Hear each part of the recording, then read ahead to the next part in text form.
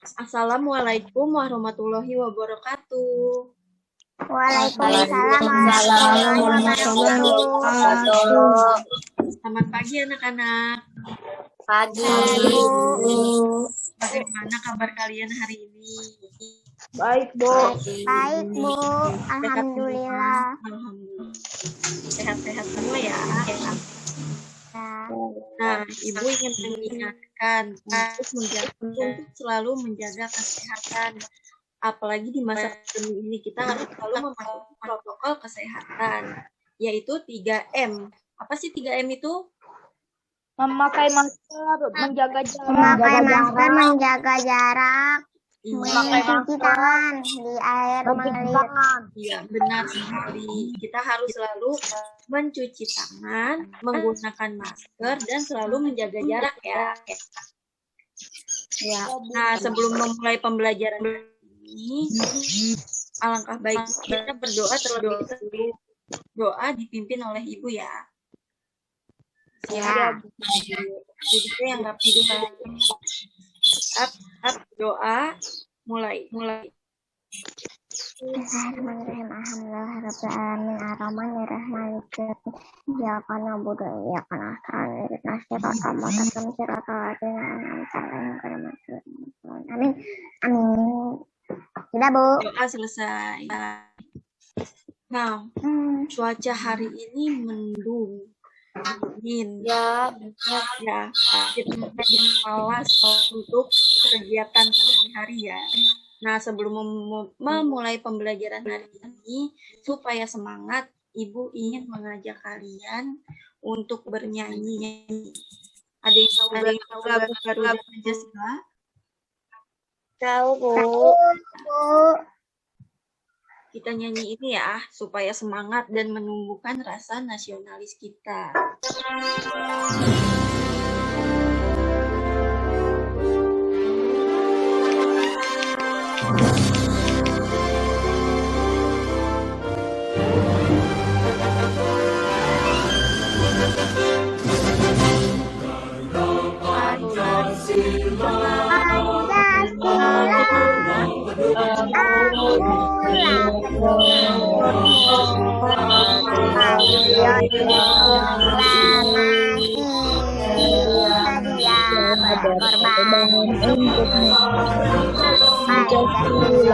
Dasar negara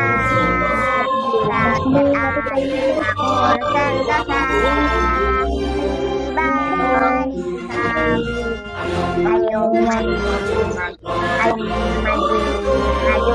ayo maju.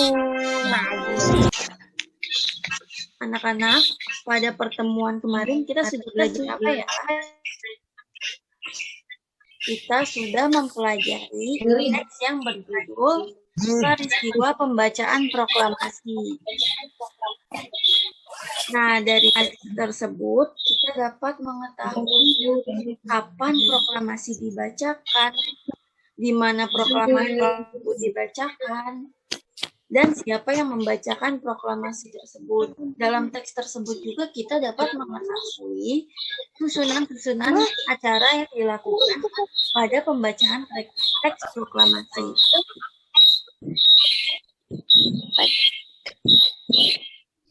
Hari ini kita akan belajar tema peristiwa dalam kehidupan.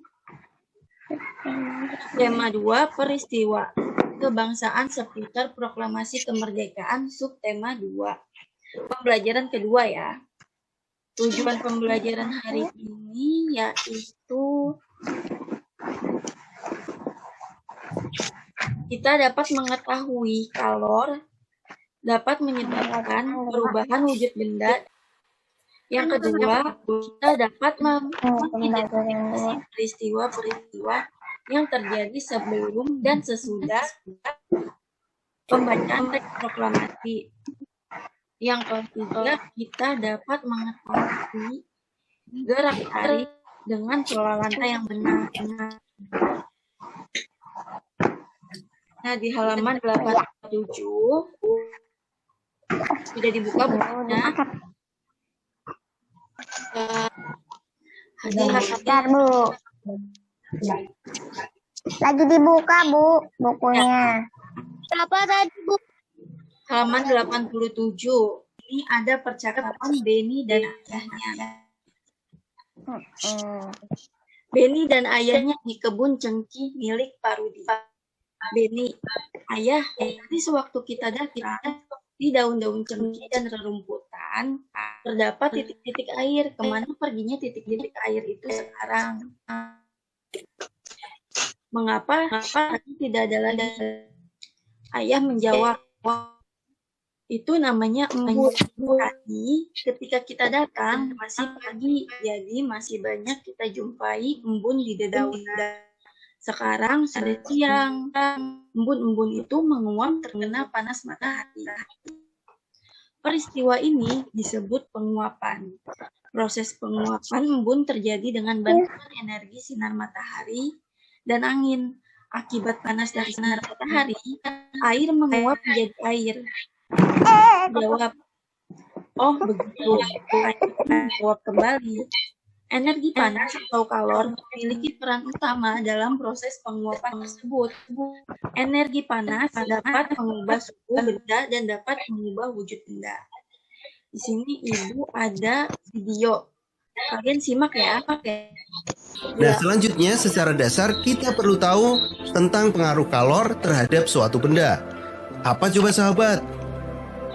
Misalnya bagaimana nih, ada pertanyaan deh. Bagaimana apabila sebuah zat dipanasi secara terus-menerus? Misal kita memiliki sebuah es. Ketika es dipanaskan, apa yang terjadi? Mencair? Apakah langsung seperti itu? Berapa suhu es? Pasti di bawah 0 derajat Celcius dong. Apakah es itu mencair di suhu di bawah 0 derajat Celcius? Tentu tidak. Secara ideal, es itu mencair tepat di suhu 0 derajat Celcius. Lalu apa yang terjadi sebenarnya ketika es misalnya berada pada suhu negatif 10 derajat Celcius, dipanaskan? Langsung mencair? Tentu tidak. Es pasti akan mengalami perubahan suhu hingga 0 derajat Celcius terlebih dahulu. Baru pada suhu tersebut, es dapat mencair atau berubah menjadi air. Nah, apabila kita telusuri secara lebih lanjut, dengan sederhana ada dua pengaruh kalor, yaitu yang pertama adalah menyebabkan kenaikan suhu, yang kedua adalah perubahan wujud zat. Dalam kondisi sebelumnya, es yang suhunya di bawah 0 derajat Celcius akan naik, kemudian baru berubah wujud. Oke, clear ya? Ada dua pengaruh, yaitu perubahan suhu dan juga perubahan wujud. Nah, dalam video tadi dapat disimpulkan bahwa kalor itu tidak langsung merubah wujud, tetapi dia merubah suhunya terlebih dahulu. Setelah itu merubah wujud benda tersebut. Jadi kalau es batu mencair itu tidak langsung berubah, melainkan suhunya turun terlebih dahulu, baru wujudnya dapat mencair. Nah, proses perubahan wujud ini ada dua, yaitu perubahan wujud benda dikarenakan menyerap kalor lingkungan sekitar baik dipanaskan atau didiamkan. Contohnya itu ada mencair. Yang pertama mencair. Contohnya besi yang dipanaskan dalam suhu tinggi lama-kelamaan akan meleleh. Nah, pada proses ini penyerapan kalor pada besi terjadi karena dipanaskan sehingga besi yang dipanaskan tersebut dapat mencair lama-kelamaan. Yang kedua, ada menguap. Contohnya yaitu air yang mendidih dipanaskan, kemudian terjadi penguapan. Nah, pada proses ini terjadinya penyerapan kalor pada air karena dipanaskan. Bisa dilihat ya di gambarnya. Ini air yang sedang direbus dan mengeluarkan uap. Ini disebut penguapan.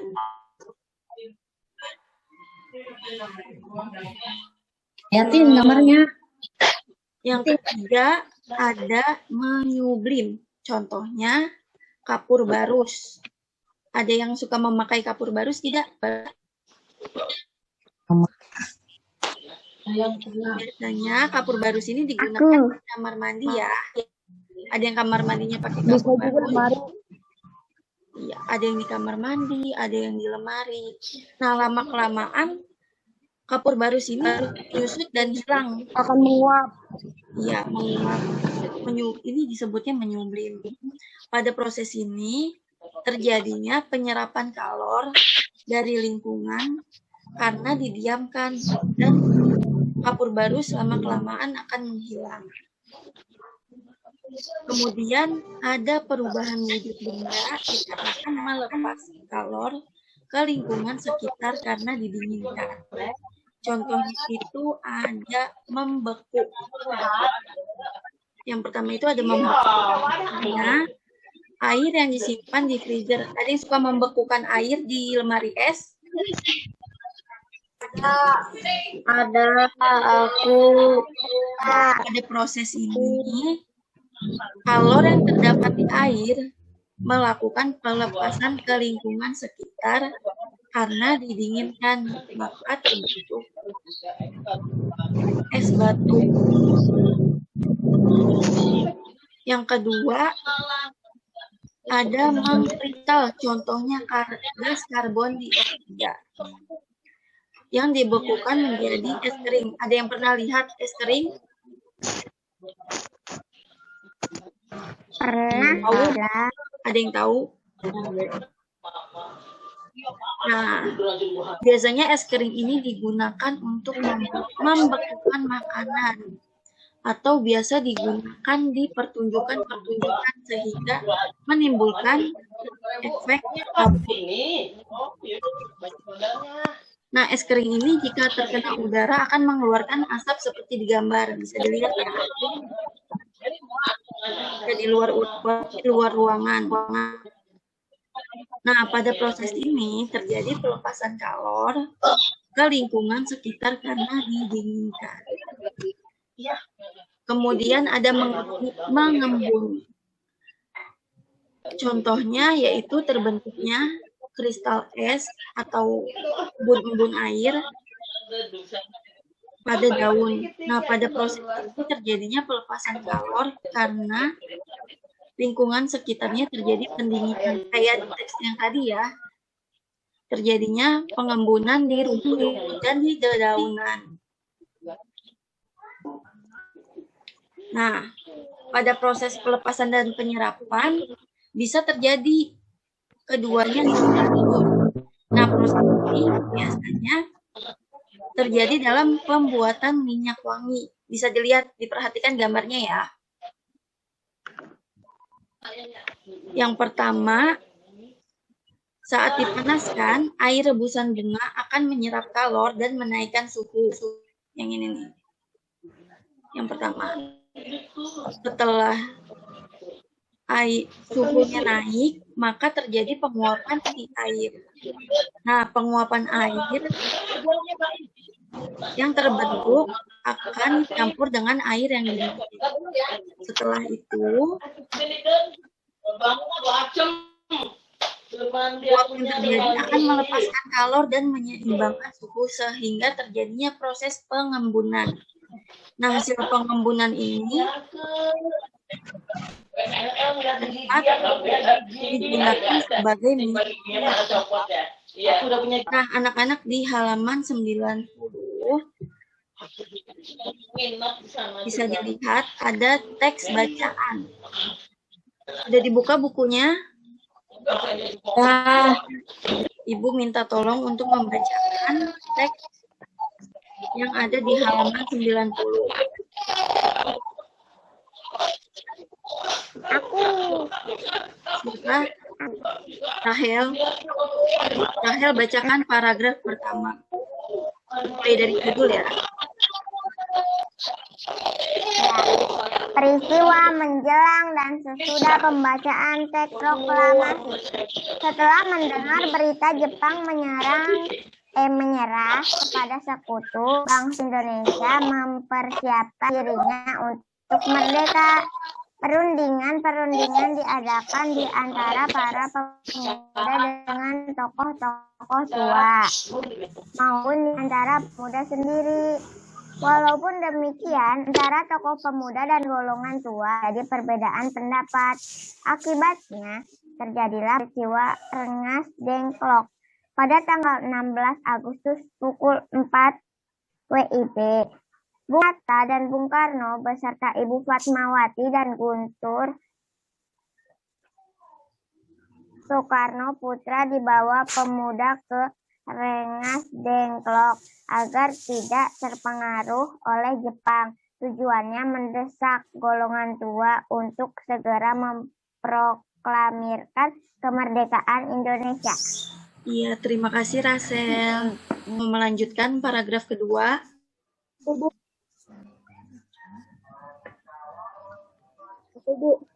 Tristan, ya, lanjutkan paragraf kedua.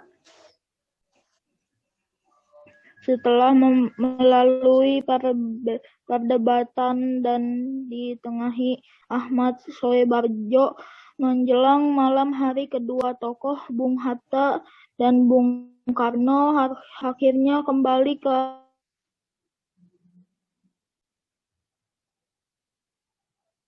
Jakarta. Rombongan Soekarno dan Hatta setelah singgah di rumah masing-masing, lalu bersama rombongannya lainnya menuju rumah Laksamana Maeda di Jalan Imam Bonjol nomor 1, Jakarta, tempat Ahmad Soebarjo bekerja. Di tempat itu mereka akan merumuskan teks proklamasi kemerdekaan Indonesia. Ya, terima kasih Tristan. Paragraf ketiga yang membacakan. Saya, Bu. Iya, Satrio.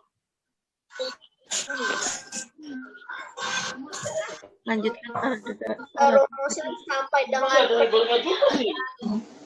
proklamasi kemerdekaan baru selesai pada pukul 04 WIB dini hari pada tanggal 17 Agustus.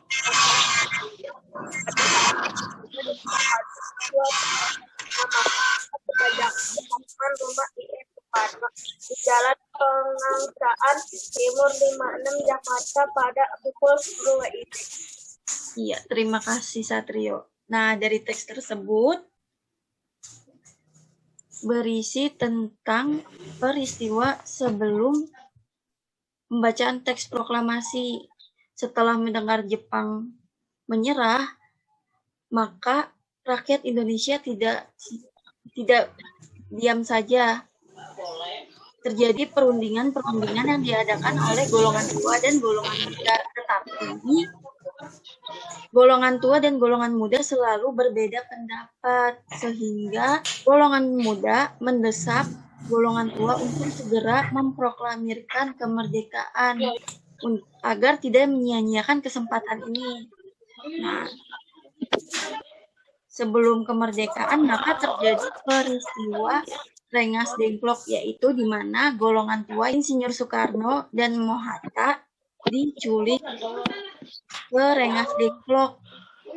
Kemudian ada tanggal 16-nya Insinyur Soekarno dan Mohatta merumuskan teks tersebut di rumah Laksamana Maeda, di mana Laksamana Maeda ini merupakan anggota dari Jepang. Akhirnya proklamasi ini dibacakan pada tanggal 17 Agustus 1945 di Jalan Pegangsaan Timur di rumah Insinyur Soekarno. Coba diperhatikan di halaman selanjutnya ada peristiwa sesudah dibacakannya teks proklamasi. Bisa dilihat di halaman 91. Udah dilihat? Sudah. Di sini ada penyebaran proklamasi setelah kemerdekaan, yaitu ada pemuda menyebarkan berita proklamasi melalui pamflet. Kalian tahu pamflet selebaran? Kemudian mereka mengadakan pertemuan dan menulis di jalan-jalan pada tembok. Kemudian berita ini juga disebarkan melalui berita koran, yaitu kantor berita Domei. dan disiarkan melalui radio juga ya. Kemudian pemerintah Indonesia juga menugaskan gubernur yang sudah dilantik untuk menyebarkan teks berita proklamasi kemerdekaan ini. Kemudian ada sambutan dari rakyat. Yang pertama itu ada rapat raksasa di lapangan Ikada pada tanggal 19 September 1945. Sekarang itu Ikatan Atletik Jakarta. Kemudian terjadinya tindakan setelah kemerdekaan Indonesia juga terjadi tindakan-tindakan heroik di berbagai kota di Indonesia. Antara lain itu ada Yogyakarta, Semarang, Surabaya, Aceh, Bali, dan wilayah-wilayah lainnya. Di halaman selanjutnya ada tabel tentang kata baku dan tidak baku. Sudah dilihat? Halaman 92. Sudah dilihat? Sudah. Sudah, Bu. Ada yang tahu kata baku dan tidak baku itu apa? Enggak tahu. Tadi kata baku kata yang sesuai dengan Kamus Besar Bahasa Indonesia. dan biasa kita gunakan untuk berbicara kepada yang lebih tua atau dengan guru. Kalau kata tidak baku, kata yang biasa kita gunakan sehari-hari dengan teman, sahabat. Nah, bisa dilihat di sini. Kita bahas ya. Nah, terlihat tidak? Di sini ada kosakata baku yang pertama, kosakata proklamasi. Artinya pemberitahuan resmi kepada seluruh rakyat atau permakluman atau pengumuman. Jadi proklamasi itu artinya pengumuman atau pemberitahuan ya. Kemudian ada kosakata sekutu. Artinya gabungan dari beberapa negara yang bekerja sama. Kemudian ada perundingan. Artinya proses, cara, perbuatan berunding, atau permusyawaratan. Kemudian yang keempat ada pamflet. Artinya surat selebaran. Yang kelima heroik, yaitu artinya bersifat pahlawan. Untuk kosakata tidak bakunya yaitu ada proklamir yang tidak memiliki arti ya. Bisa dilihat di halaman 92. Sudah. Nanti kalian kerjakan ya di buku latihannya. Ini ada di buku paket kalian halaman 92 ya. Ya, udah. Nanti dikerjakan di buku latihannya ya. Ya. Oke. Ada yang tahu lagu Hari Merdeka tidak? Tidak. Tahu.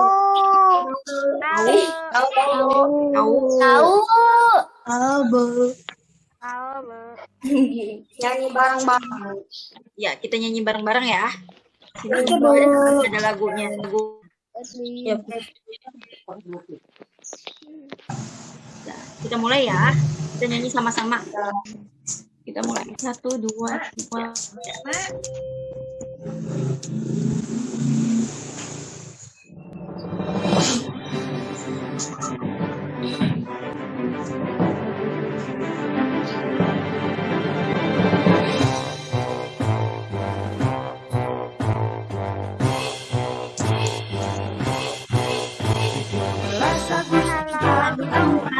Mas Agustus tahun 45. Itulah hari kemerdekaan kita. Merdeka, sudah datang kita.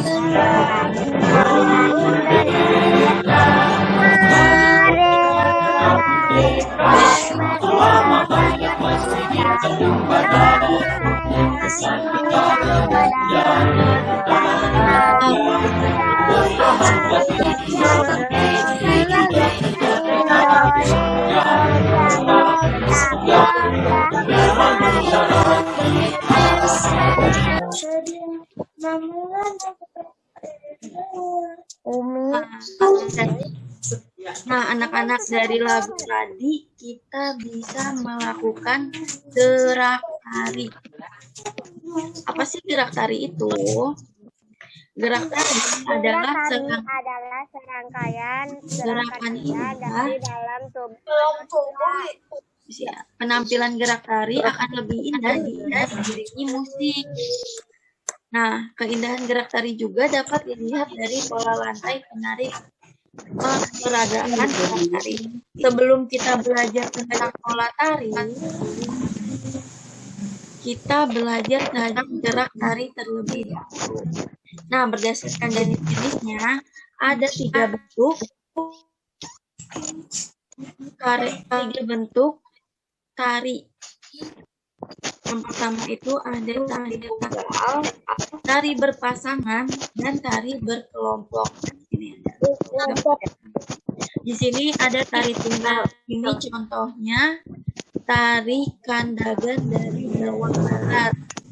Nah, bentuk tari tunggal ini dilakukan oleh 1 orang penari, tetapi bisa juga dilakukan oleh banyak orang. Kemudian ada tari berpasangan. Tari ini dilakukan oleh 2 orang penari. Biasanya bisa dilakukan berpasangan oleh putra-putra, putra-putri, atau putri dan putri. Di sini ada contoh tari payung dari Sumatera Barat. Kemudian ada yang tahu tari ini dari mana? Yang digambar? Bali. Namanya tari apa? Tari cak. Tari kecak dari Bali. Nah, ini contoh tari berkelompok. Tari ini dilakukan oleh banyak orang secara bersama-sama. Kemudian di sini ada pola lantai. Untuk gambar yang pertama, ini pola lantai yang dilakukan oleh 1 orang penari. Dan ini biasanya garis-garis yang dilaluinya. Ada garis lurus ke depan, ada diagonal, ada horizontal, ada diagonal ke kiri, ke kanan, maupun lingkaran. Kemudian ada pola lantai tari berpasangan atau berkelompok. Di sini polanya ada pola lantai diagonal, ada pola lantai segi 5, ada pola lantai garis lurus, ada pola lantai zigzag, ada pola lantai membentuk lingkaran, dan pola lantai diagonal. Ini Ibu ada contoh video gerak tari berdasarkan bentuk tarinya. Nah, disimak ya, ini ada contoh-contohnya. Contoh tari daerah yang merupakan tari tunggal. Yang pertama adalah tari pendek dari Bali. Nah, tadi di video ada tari apa aja? Tadi tari tunggalnya ada tari. Yang pertama ada tari pendet, yang kedua tari gambyong dari Jogja, yang ketiga ada tari kelana dari Jogja juga ya. Terus tadi ada tari dari Jawa Barat dan tari kancet dari Kalimantan Timur. Nah, anak hari ini kita belajar apa saja? Peristiwa menjelang dan sesudah pembacaan teks proklamasi. Kemudian, terus perubahan wujud benda. Iya, selanjutnya, gerak tari. Nah, hari ini sudah belajar perubahan wujud benda. Ada yang ingin ditanyakan? Di sini ibu punya latihan soal. Nanti kalian ibu kirim belum hari ini. Ibu ingin mengingatkan kembali agar materi hari ini dipelajari kembali ya di rumah. Ya, Bu. Iya, Bu. Ya, untuk lembar kerjanya jangan lupa dikerjakan. Nanti ibu juga mengirimkan. Udah, Bu, lembar kerjanya. Sudah, nanti lembar ibu akan mengirimkan tugas evaluasi untuk dikerjakan ya. Nah, jadi kesimpulan pembelajaran hari ini adalah kita mempelajari tentang kalor dapat merubah wujud dan suhu benda. Kemudian kita sudah mengidentifikasi peristiwa-peristiwa sebelum dan sesudah proklamasi, dan kita sudah mempelajari tentang pola pantai berdasarkan gerak tarik. Sebelum kita menutup pembelajaran hari ini, mari kita berdoa dahulu. Siap, berdoa dimulai.